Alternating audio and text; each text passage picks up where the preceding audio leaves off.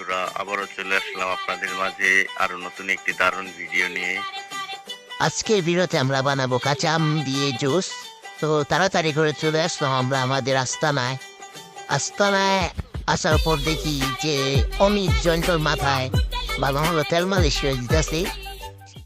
তো তারপর আমি আমানুল্লাহ এবং জিতু আমরা গেলাম জিতুদের আম গাছ থেকে আম পাড়ার জন্য। এই যে আমানুল্লাহ আম পাড়তেছে গাছ থেকে।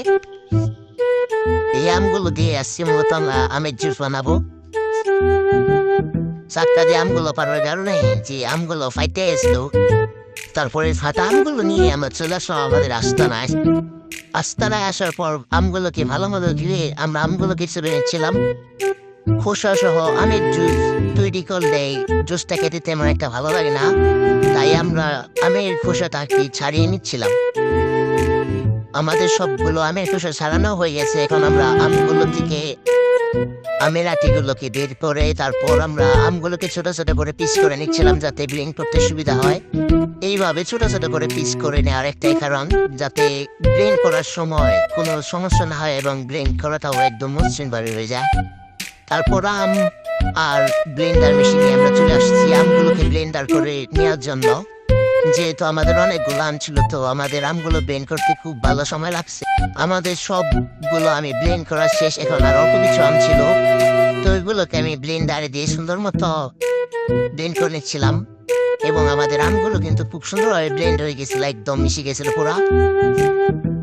সবগুলো আমরা এখানে ব্লেন্ডার করে রেখে দিয়েছিলাম। তারপর ব্লেন্ড করে আমগুলো আমরা একটা জগের ভিতর ধরে নিই। ওটাতে আমরা পরিমাণ মতো জলও দিয়েছিলাম, ভিডিওটা আমাদের ধরতে মনে নেই। তো আমরা এখানে একটু সেভেন আপ দিয়ে নিচ্ছিলাম। তারপর আমরা চিনি, বিট লবণ গুলো আমরা পরিমাণ মতো আমের জুসে দিয়ে নিচ্ছিলাম। সবাই অপেক্ষা করতেছে কখন আমের জুসটা বানানো হবে, সবাই খাবে। তো ওইদিকে আমি বানাচ্ছিলাম আর দিয়ে দেখেন সবাই অপেক্ষা করতেছে কিভাবে। তো আমাদের অপেক্ষা শেষ, এখন আমি এক এক করে সবাইকে একটা করে গ্লাসে আমের জুস ঢেলে দিচ্ছিলাম।